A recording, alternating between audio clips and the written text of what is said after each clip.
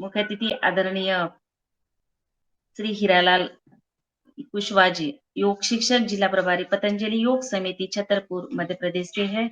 और नियमित उनकी कक्षा रहती है वहां पर, और बहुत ही हसतमुख, सदा प्रसन्न रहते हैं। और योगाहार के स्थायी सदस्य भी है हमारे। और हुबेहूब वो कविता बनाते हैं, तो उनको प्रसन्न, सदा मुख हसत रहने वाले आदरणीय हीरालाल भाई साहब को इस योगाहार मंच पर हम सादर आमंत्रित करते हैं। आज वो हमें आहार पर और थोड़ा जैविक खेती पर मार्गदर्शन देने वाले हैं। जी वो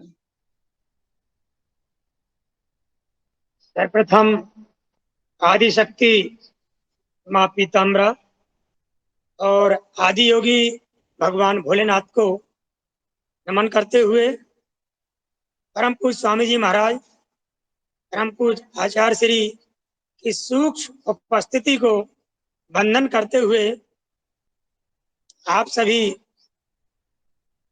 योगी जनों को बहुत बहुत प्रणाम, वंदन, अभिनंदन। दो लाइनें आज की योग शिक्षिका जी के लिए, उनके सम्मान में। कठिन आसनों से परिचित कराया आपने, लगातार यहाँ आकर धन्य धन्य कर रही हैं हम सबको रक्षा ठाकुर। ये थे उनके सम्मान में। कहा गया है कि हमें छोटे छोटे प्रयास करते रहने चाहिए। हम जहां पर भी हैं, जिस स्तर पर भी हैं, जितनी हमारी शक्ति है, सामर्थ्य है, बुद्धि है, विवेक है, उसके अनुसार हमें कुछ प्रकृति को लौटाने के लिए, समाज को लौटाने के लिए कुछ ना कुछ आंशिक रूप से प्रयास करते रहना चाहिए। पे बैक टू सोसाइटी एंड पे बैक टू नेचर। समाज को लौटाने के लिए और प्रकृति को लौटाने के लिए, कुछ उपकार के लिए नहीं, बल्कि जो हमें मिला है उसको लौटाने के लिए।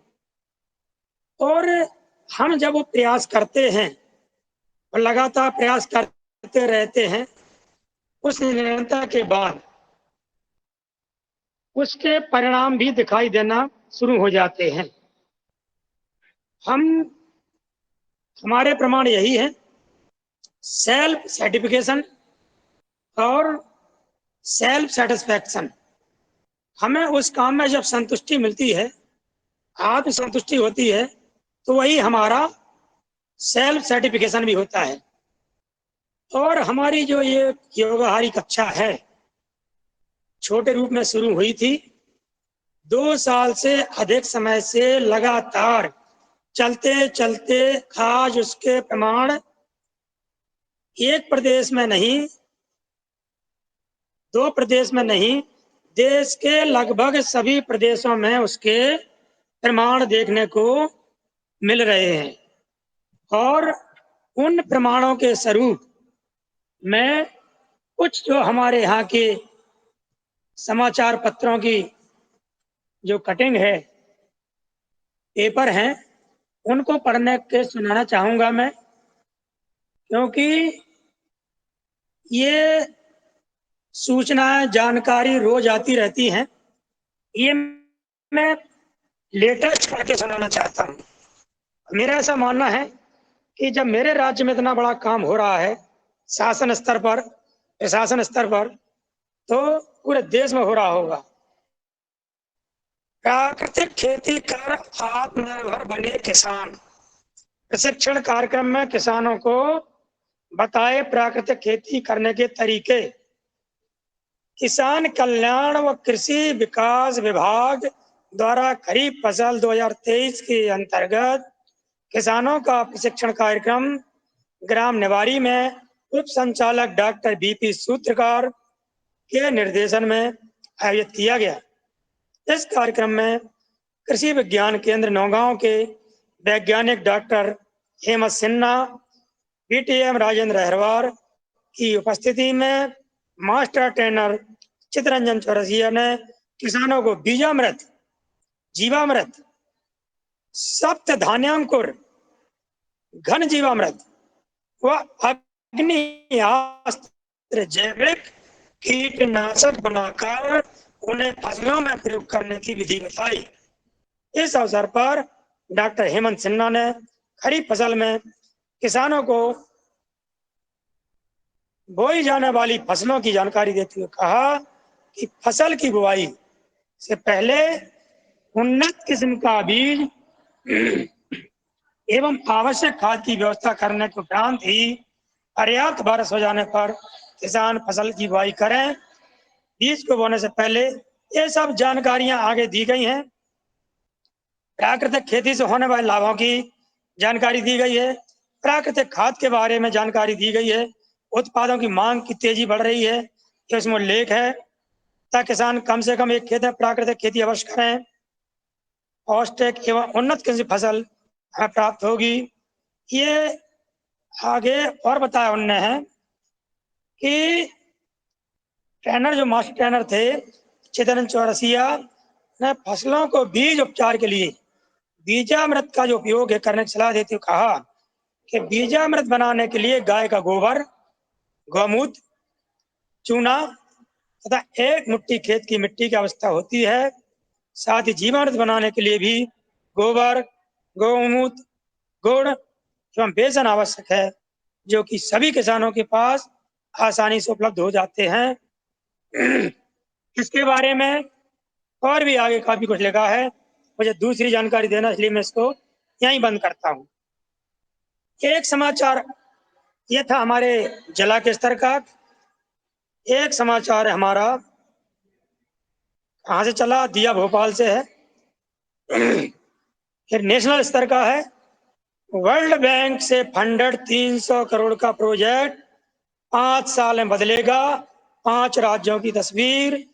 वन हेल्थ से पर्यावरण, पशुपालन और लोगों की सेहत में होगा सुधार।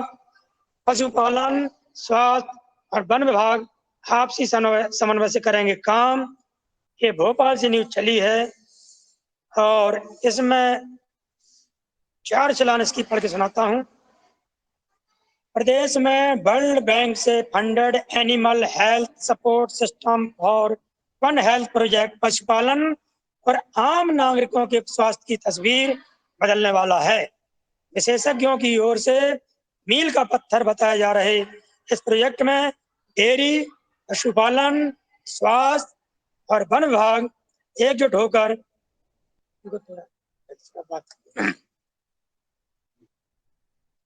वन विभाग एकजुट होकर आपसी समन्वय से योजना बनाएंगे और उन्हें कारगर तरीके से जमीनी स्तर पर लागू कराएंगे।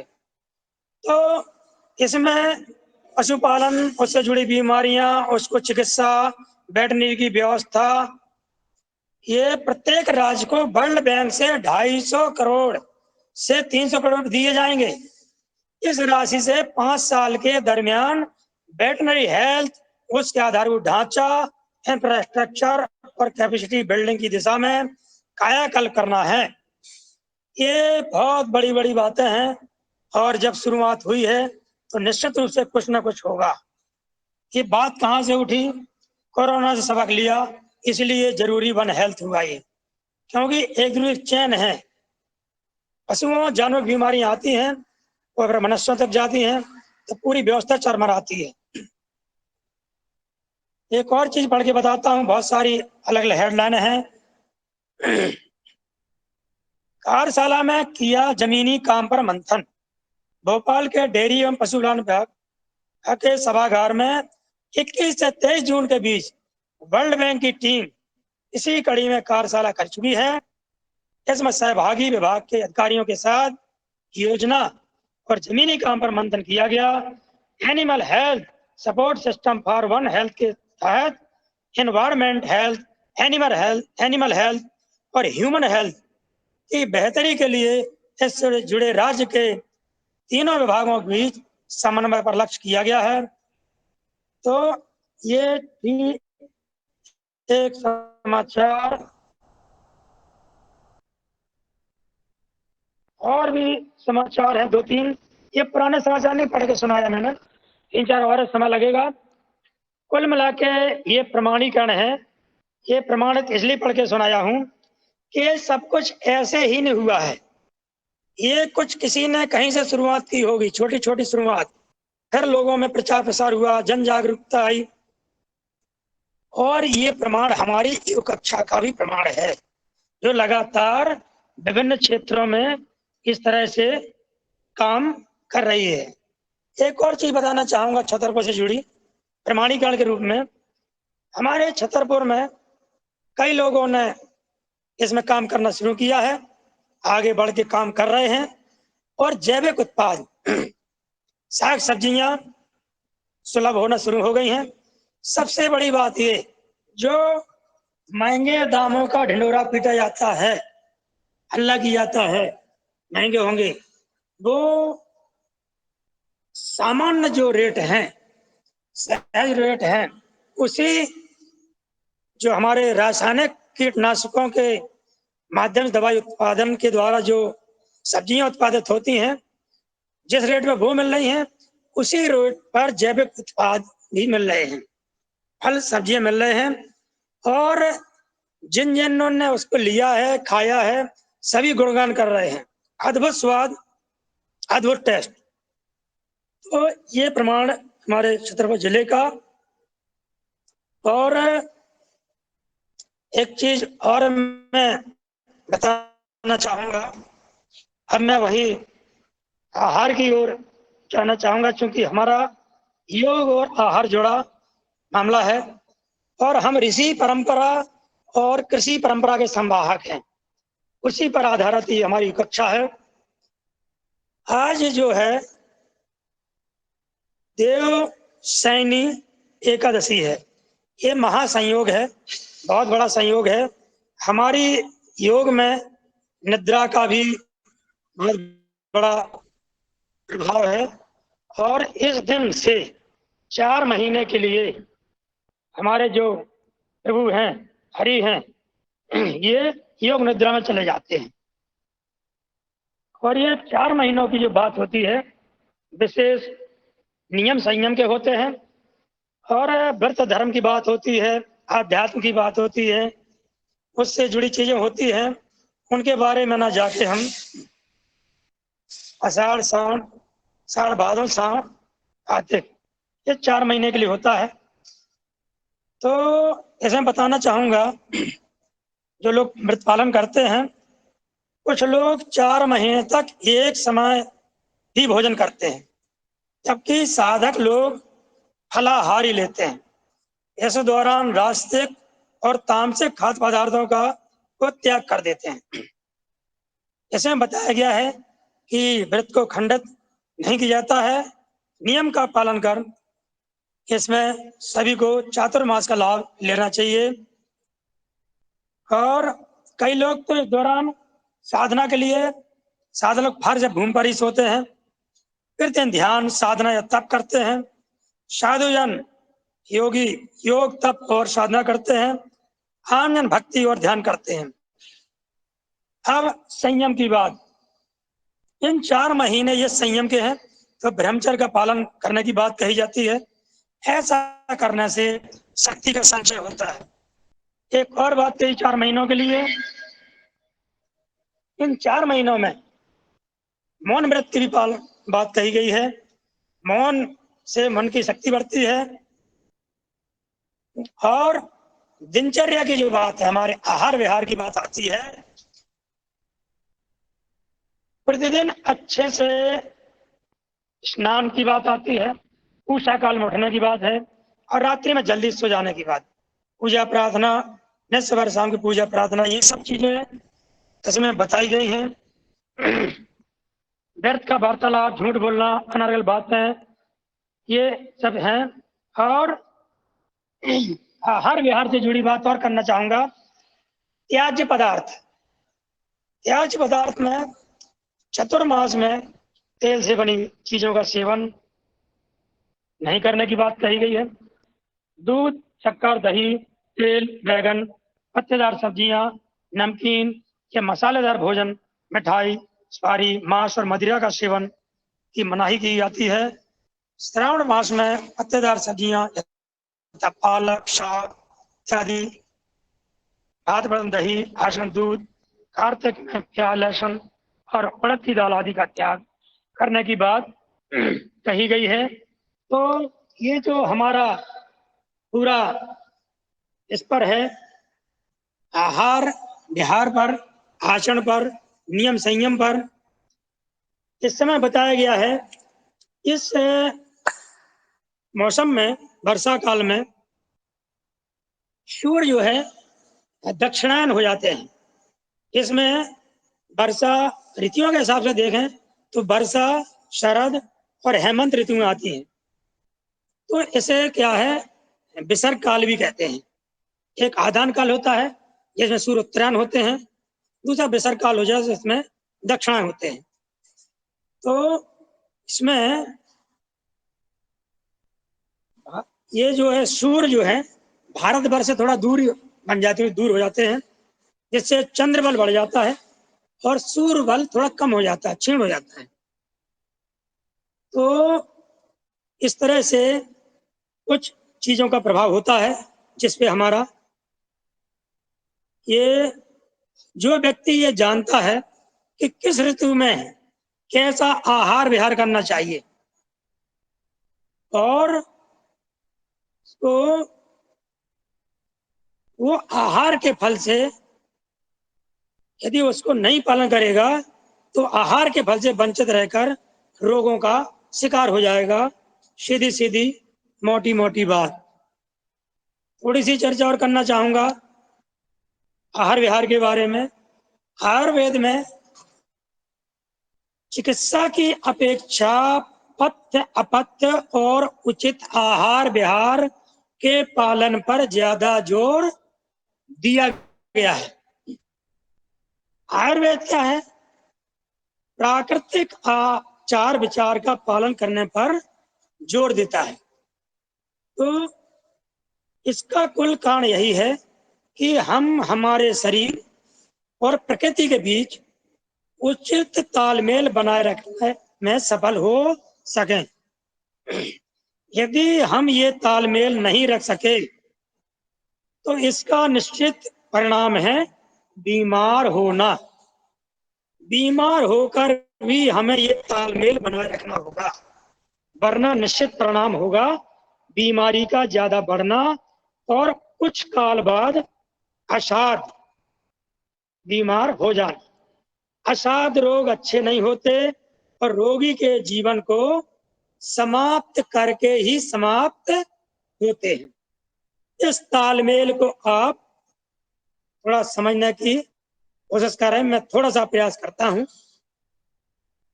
तालमेल को अंग्रेजी में क्या कहते हैं? ट्विनिंग। आप रेडियो पर किसी रेडियो स्टेशन का कार्यक्रम सुनने के लिए सुई घुमाकर उस रेडियो स्टेशन के मीटर पर लगाते हैं। तो जब तक सुई ठीक उस मीटर पर नहीं पहुंचती तब तक उस स्टेशन की आवाज सुनाई नहीं देती, ये अच्छे ढंग से सुनाई देती। हालांकि आपका रेडियो चालू रहता है और उधर उस रेडियो स्टेशन का प्रोग्राम भी चालू रहता है, दोनों चालू है, ठीक है।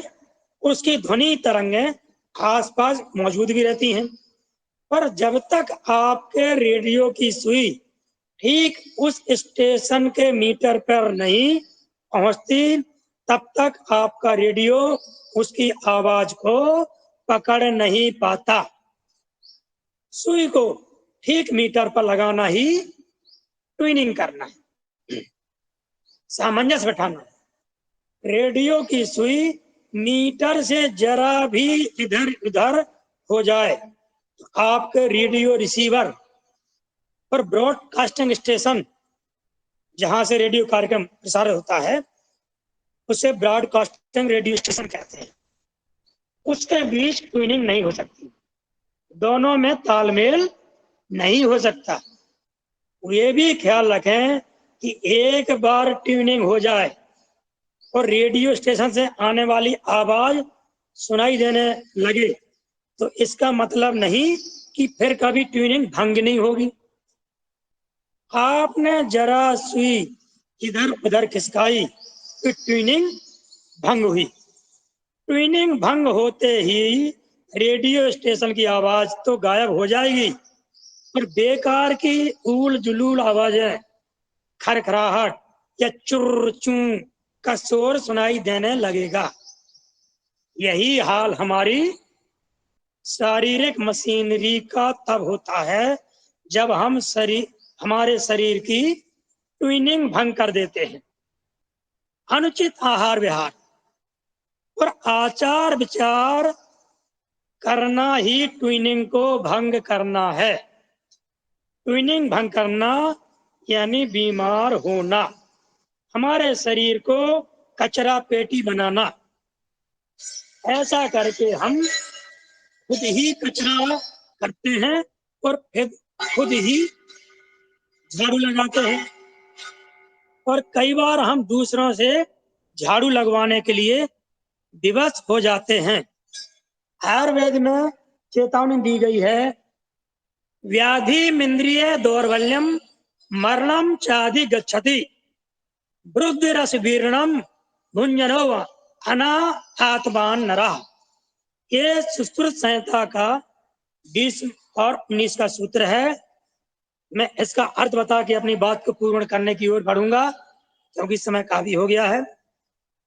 जो आदमी अपनी आत्मा और देह के स्वास्थ्य की रक्षा ना करके रसेंद्रिय जीव के बस में होकर स्वाद के लालच में आकर रस तथा वीर यानी शक्ति आदि गुणों की दृष्टि से विरुद्ध पदार्थों का सेवन यानी अनुचित आहार विहार करता है, वो पहले बीमारी, इंद्रियों की दुर्बलता का और अंत में मौत का शिकार होता है। तो इसमें जो आगे आयुर्वेद में कहा गया है कि स्वास्थ्य रक्षा करने का अभ्यास हमको जब जिस जो जानकारी हो, युवा हो, प्रौढ़ हो, बुजुर्ग हो, उसी स्टेज से उसी उम्र से हमको कर देना चाहिए। इसलिए ये बार बार कहा गया है कि बाद में एक तो आप ऐसा कर नहीं पाएंगे क्योंकि आपका स्वभाव बिगड़ चुका होगा, दूसरे तो लाभ भी नहीं होगा जितना होना चाहिए। तो क्योंकि घास की गंजी में जो गंजा होता है ना, घास का ढेर होता है, आग लग जाने पर 5-25 कूले ही बचा सकते हैं आप। पूरा होते हैं लाल गट्ठा होते छोटे छोटे गट्ठे बचा लिए जाएंगे, उस उससे कौन सा बड़ा लाभ हो जाएगा। तो बड़ी उम्र हो जाने, बुढ़ापा जाने पर कुछ नहीं हो सकेगा। इसलिए हमको अभी से चेत जाना चाहिए, सावधान होना चाहिए और इसको हमको अपने आहार विहार पर उचित पालन करते हुए को ध्यान देना चाहिए। आप सभी ने मुझे इस योग समझा, इस योगाहारी कक्षा के जुड़े सभी आदरणीय संचालक गण, सम्मानित कार्यकर्ता गण, इसके पहले जुड़े थे, अभी जुड़े हैं, लगातार 2 साल से पर्दे के पीछे रह के काम करके रहे हैं, अब अपने बिना नाम की प्रसिद्धि के बिना, उन सबको मेरा बहुत बहुत वंदन, अभिनंदन, बिना किसी का नाम लेते हुए, क्योंकि नाम बहुत बड़ी लिस्ट हो जाएगी, तो सबके नाम लेना चाहूंगा। सबके नाम मेरे हृदय में है। आप सभी को प्रणाम, ओम, वंदन, धन्यवाद। बहुत बहुत साधुवाद आदरणीय हीरालाल जी। जैसा आपने का नाम है वैसे ही काम है। आपने शारीरिक, मानसिक, आध्यात्मिक, पारिवारिक, व्यापारिक सभी परिस्थितियों को कैसे संभाला जा सकता है, इन सभी विषयों पर आपने गहन हमको मार्गदर्शन दिया। हम सब निश्चित है कि आपके आभार ज्ञापित करते हैं और सदन में उपस्थित हमारे भाई बहन हैं, आपके इस उद्बोधन के ऊपर किसी का कोई सवाल हो, किसी का कोई सुझाव हो, आपस में वार्तालाप कोई करना चाहता है तो सादर आमंत्रित हैं। कोई भी अपनी बात रख सकता है, पूछ सकता है। जो आपने योजनाओं के बारे में बताया उसके बारे में भी, या अन्य किसी भी विषय पर आप संवाद कर सकते हैं सदन में हमारे सभी।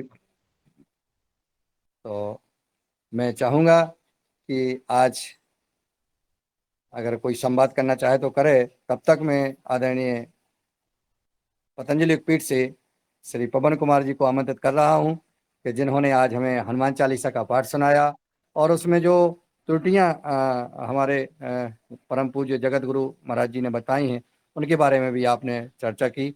और वो निश्चित है कि रंजना जी उसमें ग्रुप में डालेंगी, हम सब उसका अध्ययन करेंगे, ध्यान करेंगे।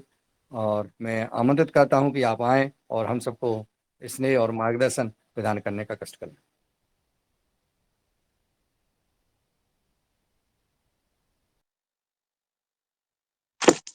जी, सभी को नमस्कार एक बार पुनः। और आज की कक्षा बहुत सुंदर रही हीरालाल जी की, और बहुत सुंदर बातें उन्होंने अनुभव के आधार पर जो बताई हैं उससे हम सबको लाभ मिलेगा। मैं आज जो हनुमान चालीसा का पाठ किया था उसमें 4 लाइनें ऐसी हैं जिसके बारे में मुझे अभी हाल में ही पता लगा। उससे पहले हम जो हमें किताब हमारे पास है उसको आधार मानते ही उसको उससे ही हम करते थे। लेकिन जब मैंने इसको देखा तो और ये चीज मैंने देखी तो वो 4 लाइनें मैं बता देता हूँ सभी को, और आप भी इसके बारे में जानकारी लीजिएगा। प्रमाणिकता करते हुए उसके आधार पर ही इसको करेंगे। पहली जो लाइन है, अच्छा ये जगत गुरु राम भद्राचार्य जी के बारे में तो सबको मालूम है ही, और हमारे लिए तो बहुत एक ऐसा उनका मिला है हमें भारतवर्ष को कि जिनकी आंख नहीं है, जन्मजात से जिनको नहीं है, उन्होंने राम जन्मभूमि में जो उनका जो विटनेस के रूप में उन्होंने कई सारी चीजें साक्ष्य बताए हैं। तो उन्हीं के द्वारा ही ये इस पर जो टिप्पणी की गई है उसी पर ही आधारित है। तो पहला है शंकर सुवन केसरी नंदन।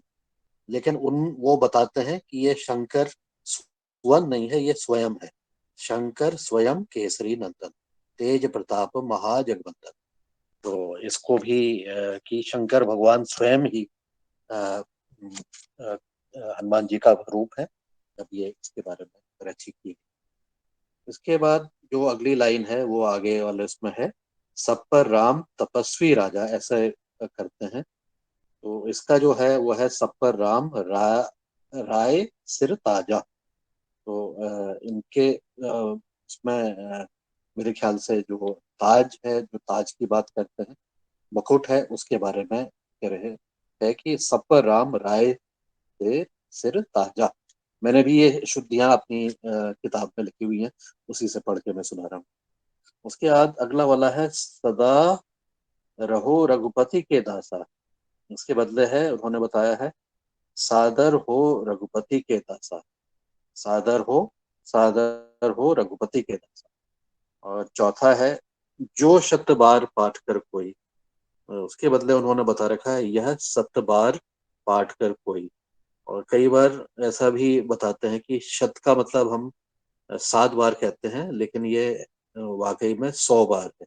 यह 7 बार पाठ कर कोई। तो ये जो 4 अशुद्धियां थी उसके बारे में उसकी एक स्क्रीनशॉट मैंने ली है, रंजना जी को दी है, वो शायद ग्रुप में डाल देंगे तो सब लोग अपने अपने हनुमान चालीसा की किताब में उसमें ये सही कर सकते हैं, और उसको लेके हम सही तरह से इसका कर सकते हैं। तो यह किताब जो है ये हनुमान चालीसा की किताब मेरे पास जो आई है, ये यहाँ पर जब आप उत्तराखंड में आएंगे, और हमने कई दिनों पहले अल्मोड़ा के बारे में बातचीत की थी कि अल्मोड़ा में आपको ये जगह दिखेंगी, ये आप यहाँ पर जा सकते हैं। तो जब आप उस रास्ते में जाएंगे तो आपको रास्ते में श्री कैंची धाम मिलता है। कैंची धाम वह है जहाँ पर एक हनुमान मंदिर है, और बाबा नीम करौली ने इसकी स्थापना की है। कई वर्ष पहले 50-60 साल से भी पहले वहां पर स्थापना की है। उससे पहले उस स्थान पर एक सुम्बारगिरी महाराज होते थे, बाबा होते थे, उन्होंने भी उनकी वो तपस्थली रही है। तो यहाँ पर उत्तराखंड साधु संतों की भूमि रही है।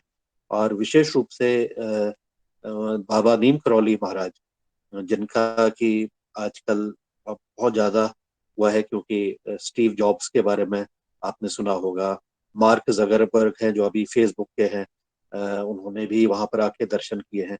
ऐसे बहुत सारे विदेशी लोग आकर के उनको यहाँ पर ज्ञान मिला है, उनको जानकारी मिली है, और वो भी उनको यहाँ के हमारे जो साधु संत हैं उनका मिला है। तो ठीक ये कैंची धाम जो है ये नैनीताल जिले में है, लेकिन बिल्कुल रोड साइड पर है। और 15 जून को यहाँ पर बहुत बड़ा भंडारा लगता है, और स्थापना दिवस का, और बहुत सारे श्रद्धालु, पूरी शासकीय व्यवस्था उस दिन और उससे पहले एक हफ्ता 15 दिन पहले से ही वहां पर व्यवस्था में लग जाती है, क्योंकि इतना बड़ा जमावड़ा होता है। और लोग एक रात पहले से ही रोड पर रास्ते में ही लाइन लगा करके खड़े हो जाते हैं। तो ऐसी जगह पर जब आपको आने का अवसर मिले तो आप कैंची धाम जरूर आइएगा। और अभी इस बार की जो यहाँ पर 15 जून का उत्सव हुआ था, समारोह हुआ था, उसके बाद से वहाँ की जो तहसील है उसका नाम ही कैंची धाम उसको रख दिया गया है, परिवर्तित कर दिया गया है। तो ये हनुमान जी की और बाबा नीम करौली की, इन्होंने करीब 108 मंदिर उस समय पर पूरे देश में बने थे, और इनके भक्त विदेश में भी हैं, जो कि जिन्होंने उनके साथ इनका साक्षात्कार हुआ, और जो आकर के उन्होंने उनके अनुभव लिए हैं। तो यहाँ पर आकर के भी आप वहाँ पर दर्शन कर सकते हैं। बहुत ही सुंदर जगह पर उनका आश्रम है। फेसबुक में और बाकी ऑनलाइन भी आप कैंची धाम के दर्शन कर सकते हैं। तो यहाँ पर भी आएगा तो मैंने क्योंकि मेरा भी घर नैनीताल जिले में ही है, मैंने भी कई बार यहाँ पर मंदिर में जा करके देखा है, और स्वयं बाबा जी के भी दर्शन किए हैं मैंने। हालांकि इस साल उनको गए हुए करीब 50 साल पूर्ण हो जाएंगे 2023 में। तो ऐसा सौभाग्य मिला है। और कई जगह पर देश में इनके मंदिर और हनुमान जी के मंदिर इन्होंने किए हैं, और इनको सिद्ध शक्तियां इनके पास थी, ऐसा इनके बारे में कहा जाता है। तो आज की बात इसी पर ही मैं करना चाहूँगा। और आप सभी को बहुत बहुत धन्यवाद। और बहुत सुंदर हमारी कक्षा आजकल चल रही, बहुत सुंदर तरीके से हम लोग सब लोग अलग अलग समय पर हनुमान चालीसा का भी जाप करने लग गए हैं, प्राणायाम, और हनुमान के समय हनुमान चालीसा का जो पाठ हो रहा है बहुत ही अच्छा है, सबके लिए लाभकारी शुभदायक होगा, ऐसा मेरा मानना है। सभी को नमस्कार, ओम, धन्यवाद, प्रणाम। धन्यवाद आदरणीय पवन कुमार सर।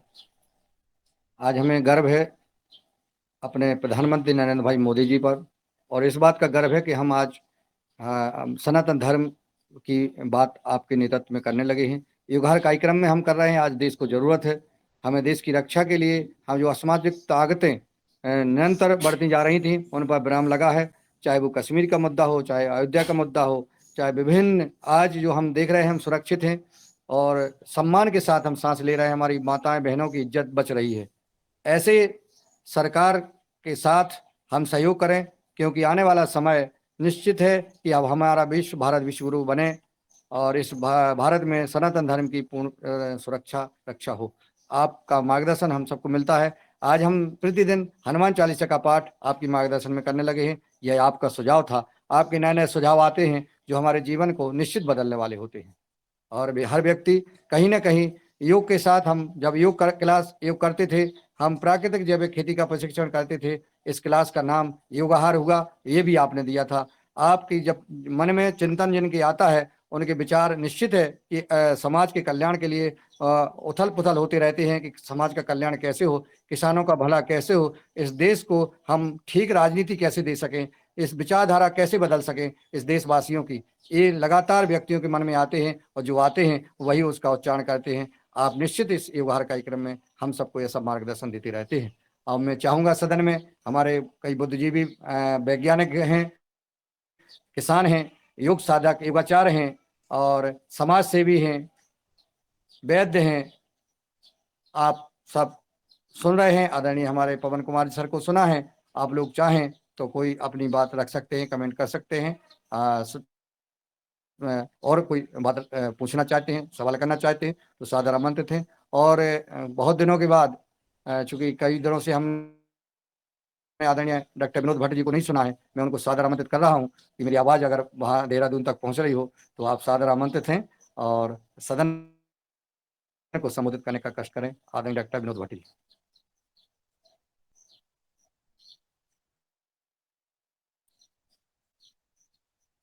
शायद जब तक डॉक्टर साहब तक आवाज पहुंचे, तो इसके पहले मैं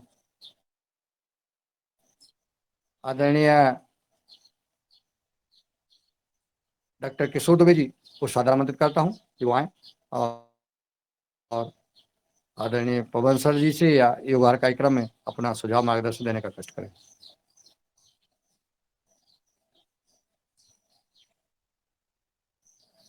महाराष्ट्र तक आवाज नहीं पहुंच रही है तो मैं आदरणीय भुवनेश्वर राय जी को आमंत्रित करता हूं। आप झारखंड और उत्तर प्रदेश दोनों से वहां पहुंच गई आवाज। आदरणीय भुवनेश्वर राय जी आप आइए और आज के हमारे योग शिक्षक और आदरणीय पवन सर जी का मार्गदर्शन प्राप्त हुआ तो आप इस पर संवाद कर सकते हैं, सवाल कर सकते हैं, अपना कोई सुझाव हो तो प्रदान कर सकते हैं। मुन्नीलाल जी, स्वागत है आपका। आज की कक्षा बहुत अच्छी रही और मुख्यतः आज महाराष्ट्र में कार्तिक एकादशी, आषाढ़ी एकादशी बना रहे हैं और करीबन 10 से 15 लाख लोग पंढरपुर में इकट्ठे हो रहे हैं। पूरे महाराष्ट्र का गौरव है और दूर दराज से तेलंगाना, आंध्रा और सभी तरह से लोग वहां पे आते हैं। देश के कई कोने से भी आते हैं और बहुत बड़ा भक्ति के साथ में, मतलब किसानी होने के बावजूद लोग वहां पे श्रद्धा से जाते हैं। यही महती है भारत की। पीछे एक इंटरनेशनल कॉन्फ्रेंस में यही कहा गया था कि भारत में ही श्रद्धा दिखती है जहाँ पे लाखों लोग इलाहाबाद के मेले में जाते हैं, अर्ध कुंभ में जाते हैं, कुंभ मेले में जाते हैं और यहाँ पे जो जगन्नाथ की यात्रा होती है या पंढरपुर की यात्रा होती है इसमें जाते हैं। तो ये किसी दूसरे देश में नहीं दिखता, इतनी बड़ी तादाद में लोग इकट्ठे होते हैं। तो यही मैं बोलना चाहता हूँ। दूसरी बात कि पवन सर ने जो मार्गदर्शन किया कि निश्चित रूप से हमको सबको प्रेरणादायी है और अलग अलग तरह के जो भंडारे चलते हैं, आश्रम चलते हैं, वहां पे श्रद्धा का जो काम चलता है बहुत ही प्रेरणा है और निरंतर कई वर्षों से, कई तपों से काम चलता है अलग अलग जगह पे। तो वो निश्चित रूप से भारत की एक जिसको बोलेंगे स्ट्रेंथ है, शक्ति है। तीसरा बिंदु की भी आज मुन्नीलाल जी ने जो कहा कि देश में जो वातावरण मोदी जी की तरफ से बदल रहा है, मैं सिर्फ एक उदाहरण दूंगा। कई लोगों से हमारी बात होती रहती है तो हमारे कई अल्पसंख्यक भी साथी है, तो एक मसले पे हमारी 2-3 दिन के पहले बात हो रही थी। तो मैंने बोला भाई ऐसा है कि अल्पसंख्यक लोग यदि इसमें पार्ट लेते हैं तो मसला ऑटोमेटिक छूट जाता है। उन्होंने बोला कि सर जी आप जो बोल रहे थे वह चित्र 9-10 साल के पहले था। उस समय हमको समाज डरता था, लेकिन जब से मोदी जी आए तब से हम सब डरने लगे हैं और हम सिर्फ वर्धा नागपुर में ही नहीं तो पूरे देश में होने लगे हैं। और उसका फायदा भी ये है कि हमारे कौम में जो क्रिमिनल्स थे उनकी संख्या भी कम हो रही है और वो भी अभी क्राइम करने के लिए 10 बार सोचते हैं। यह एक बात उन्होंने जो कही वो निश्चित रूप से मुझे सराहनीय लगती है कि मोदी जी का जो प्रभाव पड़ा है शासन पे, प्रशासन पे, तो निश्चित रूप से वह एक बहुत अच्छी चीज है। और इसीलिए हम जो बोलते हैं कि भाई व्यवस्था परिवर्तन की बात अलग है, लेकिन व्यवस्था परिवर्तन करने वाला जो मुखिया है वो मोदी जी ही कर सकते हैं। इसके बारे में हमारे मन में कोई अविश्वास वाली बात ही नहीं है, क्योंकि इतनी हिम्मत जो दिखाते हैं वो इतनी हिम्मत केवल और केवल मोदी जी ही दिखा सकते हैं। ये हमारा तर्क है और विश्वास भी है। अंतिम बात मैं बोलना चाहता हूँ, आहार से जुड़ी हुई जो बात है, एक दो दिन से मेरे मन में आ रही थी, शायद इस मंच पे पहले ही बोला था कि आहार में मुख्यतः आजकल हमने देखा है कई परिवारों से भी कि हरी सब्जियां और जो फली वाली सब्जियां है उनका चलन प्रचलन जो है, ये नई गृहिणियां जो आई है, नई लड़कियां आई है बहू के रूप में या बेटी के रूप में, वह इस्तेमाल कम करती है। तो हमने इसकी खोजबीन किया है। तो बोले कि भाई हरी सब्जियां, उसके पत्ते तोड़ना, उसके बाद में सब्जी बनाना, या अगर फली वाली सब्जियां है तो उसके दाने निकालना, उसको तोड़ना, जैसा कि चौलाई है या गवार है आदि। तो उसमें समय बहुत जाता है, और हमारे पास में समय जो हम बचाना चाहते हैं, तो वो तो व्हाट्सएप के लिए है।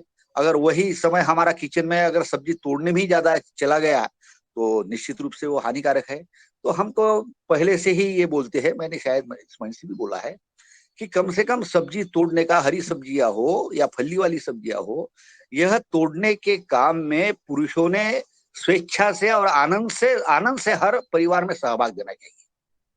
मैंने कहा था कि मैं मेरे माँ से लेकर बीबी के साथ में भी, और अभी तो बहू है, बहू के साथ में भी रोज सवेरे सब्जी काटने का काम मैं खुद पूछता हूँ और खुद करता हूँ। इसमें हमको कोई मतलब इंफेरिटी नहीं लगती है, और आनंद लगता है, आनंद के साथ में हम बोलते हैं। तो ऐसा जब जब हम परिवार में नहीं करेंगे, तब तक हरी सब्जियां और फली वाली सब्जियां परिवारों में नहीं आएंगी, और परिवारों में नहीं आएंगी तो हम जो चाहते हैं, हम सभी लोग जो चाहते हैं कि परिवार में विटामिन मिलने चाहिए, मिनरल्स मिलने चाहिए, तो हरी सब्जियां और जिसको बोलते कि फली वाली सब्जियां, इसमें काफी मात्रा में होते हैं, तो वो नहीं मिलेंगे परिवार को, और दूसरे तरह से वो परिवार इससे अवांछित रहेगा। इसलिए मेरी गुजारिश है आज ये एकादशी के, आषाढ़ी एकादशी के पर्व पर, कि विठोबा के साथ में जैसी रखमाई रहती है, तो वैसा ही हर परिवार में हम सब लोग, किचन यानी सिर्फ महिलाओं का ही प्रदेश है ऐसा न समझे, तो उसके सब्जी काटने का काम है या छोटे मोटे और भी पानी भरने का काम है। इन कामों में हम जब सहभागिता नहीं देंगे, तब तक वही जो दुराई है वो बनी रहेंगी परिवार में, और फिर निश्चित रूप से जहां जहां समय बचाना है वैसा समय बचाने का पार्ट चलेगा, और हरी सब्जियों से और फलियों से हमारा परिवार, बच्चे, नाती पोती सब वंचित रहेंगे। तो आज हम संकल्प ले कि भाई कम से कम हरी सब्जियां, फलियां जहाँ पे काम करना है, वो हम पुरुष जन निश्चित रूप से हम उसमें सहभागी होंगे, और स्वेच्छा से, आनंद से, वो कोई टैक्सेशन नहीं, बर्डन नहीं, हम काम करेंगे। इसी शब्दों के साथ में मेरे वाणी को मैं विराम करता हूँ। धन्यवाद। डॉक्टर साहब, आप हमेशा मार्गदर्शन देते हैं परिवार में समन्वय कैसे हो, कैसे एक दूसरे से हाथ बटाएं।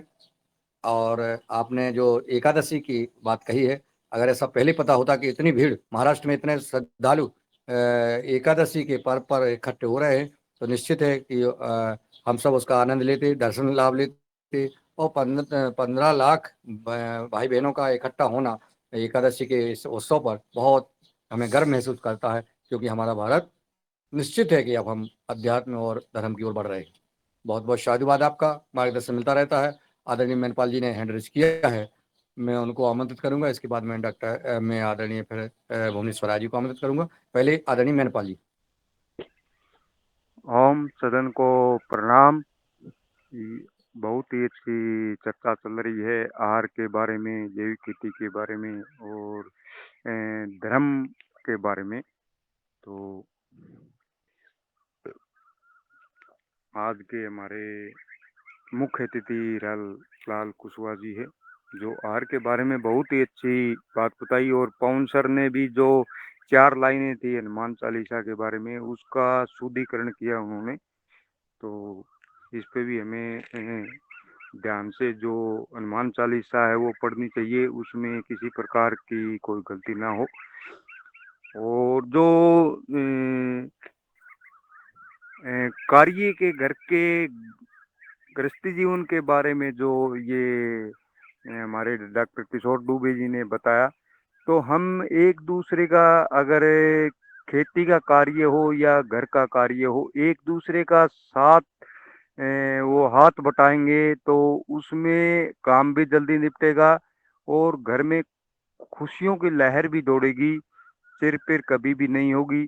कई हम घरों में देखते हैं, जो नारियां हैं वो कोई कारणवश से कहीं बाहर कोई रिश्तेदारी में चली जाती है और वो पशुओं का गोबर है वो वहीं पर बिखरा रहता है और पशु बैठता है तो उसमें भी तकलीफ होती है। पशु ऊपर मैं तो वो बैठ सकता है, कई पशु बैठते नहीं है, वे खड़े रहते हैं। तो उसमें बोला हमारा दूध घट गया, वो घट गया, पशु चरता नहीं, लेकिन उसको बैठने के लिए भी स्वस्थान चाहिए। तो मैं ये कहता हूँ अगर पुरुष है, अगर उसको गोबर के उठा के एक साइड में डाल दे तो पशु भी आराम से बैठ जाएगा और दूसरे आने जाने वाले को भी अच्छा लगेगा। तो इसमें दुबे सर ने बात बताई है डॉक्टर, तो बहुत ही अच्छी बताई है। तो सभी को हाथ बटाना चाहिए, पुरुषों को, सब्जी हो या अन्य कार्य हो, इसमें कोई संकोच नहीं करना चाहिए। मैं ज़्यादा समय न लेता हुआ टाइम को ध्यान में रखते हुए मैं सदन को प्रणाम करता हूँ। धन्यवाद।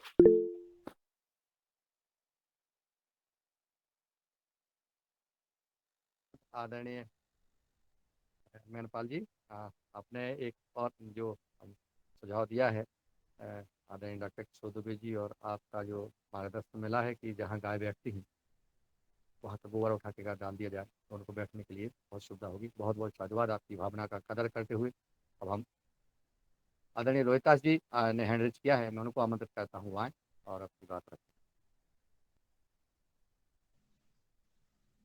नमस्कार, सदन को प्रणाम मेरा। जी, आप तक मेरी आवाज़ पहुँच रही है? ठीक, स्वागत। आवाज आ रही है जी मेरी?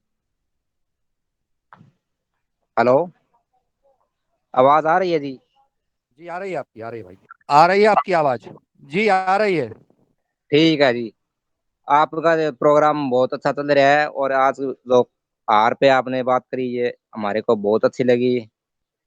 और कल जो मैनपाल भाई साहब ने जो बीजों के ऊपर जो बातचीत की वो भी अच्छा लगा। और मैं मैनपाल के यहाँ विजिट करता रहता हूँ, एक आप महीने में 1 या 2 बार तो जाता ही हूँ। अच्छा लगा रखी है उन्हें, सब्जी सब्जी खूब लगा रखी है जी। हाँ, और जो बीजों पे वो काम कर रहे हैं वो अच्छा लग रहा है। उन काफी देसी सब्जियों के बीज लगा रखे हैं। हाँ, और आज जो आपकी चर्चा है वो खाना खाना तो स्वस्थ होना ही चाहिए जी। खाना अच्छा मिलेगा तो शरीर भी अच्छा रहेगा। हाँ जी, यही मेरा सुझाव था जी। धन्यवाद। बहुत बहुत धन्यवाद, धन्यवाद रोहितास जी, आपने अपना ठीक, धन्यवाद जी वक्तव्य आपका भी। रखा, बात रखी, इसके लिए आपकी हाँ जी। साधुवाद। अब मैं आदरणीय भुवनेश्वर राय जी को सादर आमंत्रित करता हूँ कि वो आए और अपनी बात रखें। आपका मार्गदर्शन सादर आमंत्रित है।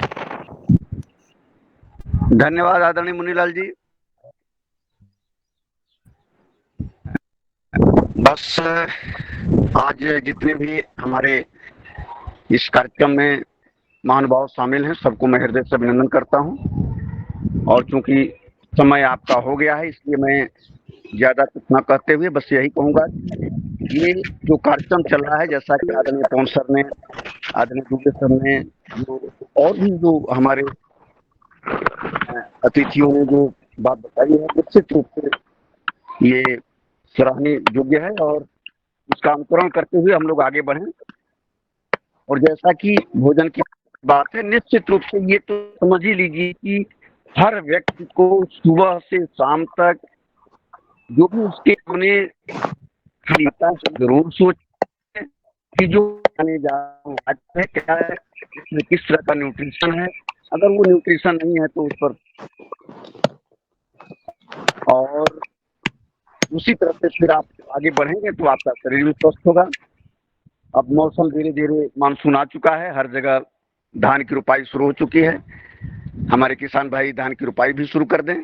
और जो लोग बिल्कुल सब्जी की खेती नहीं करते हैं वो भी अपने घर की अगल बगल गमले में, या अगर गांव में रहते हैं वो भी निश्चित रूप से, जैसे पहले के जमाने में हमारे पूर्वज ज्यों ही बारिश होता था त्यों ही तरह तरह की सब्जियां जगह जगह लगा दिए करते थे, और वो जो है बाद में चल करके बिना किसी खाद और पेस्टिसाइड का कई महीने तक हम लोग को सब्जी मिलता था। उसी तरह से इस समय भी लोग कर लें और निश्चित रूप से फिर वो उनको सब्जी मिलता रहेगा।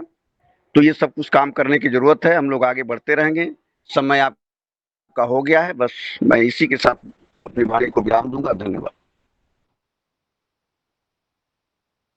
धन्यवाद आदरणीय भुवनेश्वर राय जी। आपने जो एक सुझाव दिया है कि हर व्यक्ति को सब्जी जरूर उगाना चाहिए। कल मैंने अपने परिवार के लिए सारी सब्जियां लगवा दी हैं, और हर घर में सब्जी अगर अपनी उपयोग करेंगे तो बहुत बीमारियों से बचा जा सकता है। सबसे महत्वपूर्ण बात आपने कही, और मैं आदरणीय प्रणाली मराठी जी ने हैंड रेज किया है, मैं उनको आमंत्रित करता हूँ अपनी बात रखें, और फिर रंजना जी तैयार रहें आभार के लिए। ओम। बहन जी दैनिक जी योगा आवाज आती है ना? ओम। जी आ रही दैनिक है। योगा कक्षा के सभी महानुभावों को सादर प्रणाम। आज का मार्गदर्शन रक्षा जी का यूनिक हुआ। बाद में आदरणीय पवन कुमार जी, हीरालाल भाई, डॉक्टर किशोर दुबे जी आदि सब ने बहुत बहुत अच्छा मार्गदर्शन हमें दिया है। तो मैं भी मेरे स्कूल में जो एक दो उपक्रम लेती हूँ उसके बारे में आपको साझा करती हूँ। कल मेरे स्कूल में आषाढ़ी एकादशी का कार्यक्रम, आज छुट्टी है इसलिए किया। मेरा हेतु ऐसा है, मैं लगातार 11 बरस हेड मिस्ट्रेस होने के बाद ये कार्यक्रम मेरे स्कूल में शुरू किया है। इसका कारण ये है कि बच्चों के मन में ये भक्ति भाव, अध्यात्म पैदा हो, और उन्हें आत्मविश्वास पैदा हो। गाने का कार्यक्रम, विठल भक्ति की गानी हमारे स्कूल में इस कार्यक्रम में गाई जाती है। बच्चे पहले सामूहिक रूप में गाते हैं और बाद में उनको अकेले गाने का आत्मविश्वास आए, इसलिए प्रयास किए जाते हैं। तो कल बहुत अच्छे गाने हमारे स्कूल में सादर हुए। विठल रुक्मिणी का जो पार्ट था वो छोटे बच्चों को लेकर हमने बनवाया। विठल रुक्मिणी, दो बच्चों को उनका मेकअप, ड्रेस आदि बनाकर उनको निर्माण किया और सामने गाने का कार्यक्रम किया। तो संगीत की रुचि लगे, आत्मविश्वास निर्माण हो, ये उद्देश्य लेकर ये कार्यक्रम किया जाता है। और मेरे स्कूल में बच्चों को मैं खाना पकाना, छोटी छोटी काम में हाथ बटोरना माँ के लिए, इसके बारे में रोज बताती हूँ जब जब वक्त होता है। तो क्योंकि जो बच्चियाँ होती है उनको आदत ही डाल जाती है, लेकिन बच्चों को लाड़ प्यार से बहकाया जाता है। वो हमारे वंश का दिया है, इसके कारण उनको ये काम नहीं दिए जाते हैं। तो ये उनको आए, इसलिए इसके बारे में मैं स्कूल में बताती हूँ। बगीचे में विविध फूलों के औषधि पेड़ों लगाना, सेंद्रिय खेती करना, इसके बारे में भी बच्चों को जब जब वक्त मिले मार्गदर्शन करती हूँ। ओम। धन्यवाद, मुझे बोलने की का अवसर मिला, इसलिए ओम।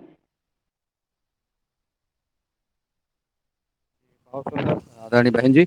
अब मैं आदरणीय रंजना जी को आमंत्रित करता हूँ वो आए और आभार ज्ञापित करने का कष्ट करें।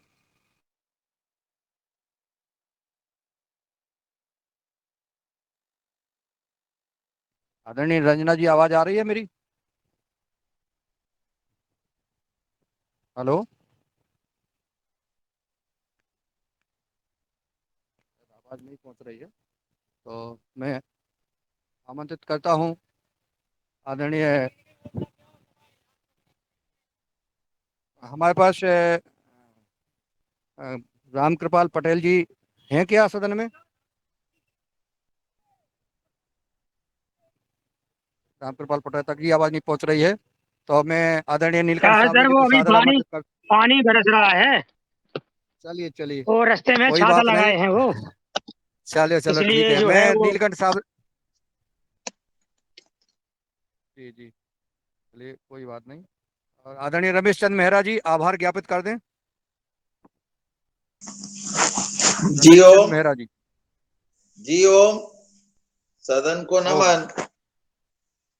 आज के हमारी योग कक्षा बहुत अच्छी रही। आदरणीय पवन सर जी ने भी जो संशोधन किया है वह सर्वमान्य है, और जो हमारी आदरणीय मुख्य अतिथि महोदय ने भी बहुत अच्छी जानकारियां दी, और उन्होंने प्राकृतिक खेती के संबंध में पूरे देश में जिले से लेकर के प्रदेश और प्रदेश से लेकर के देश में जो चर्चा है उस पर, जो अलग अलग जगह जो चीज हो रही उस पर भी जानकारी दी। ओम। आज सदन में उपस्थित आदरणीय पवन कुमार जी, आदरणीय मुन्नीलाल जी, आदरणीय भगवान दास जी, भुवनेश्वर राव जी, बने सिंह जी, दीप श्री जी, डॉक्टर किशोर दुबे जी, आदरणीय हमारे मुख्य अतिथि महोदय जी, कल्पना कोटले जी, कृष्ण कुमार जी, महेंद्र जी, मैनपाल जी, मिथिलेश सिंह जी, निर्मला जोपे जी, ओमकार नाथ जी, हमारे पतंजलि से जुड़े हुए लोग प्रणाली महात्रे जी, रोहतास कुमार जी, रूप सिंह जी, श्रीकांत झोपे जी, तुलाराम पटेल जी, उमा शंकर जी, वैशाली जी, विनय कुमार जी, आदरणीय विनोद भट्ट जी, योगाहार की जो रिकॉर्डेड टीम है वो सब, आप सबको बहुत बहुत धन्यवाद। आज एकादशी की शुभकामना जी। ओम। सदन को नमन। ओम। बहुत बहुत धन्यवाद आदरणीय रमेश चंद मेहरा जी आपका भी। और आज सदन की समापन की घोषणा करते हैं। कल सुबह 5:30 बजे मिलते हैं। सबको सादर प्रणाम। ओम।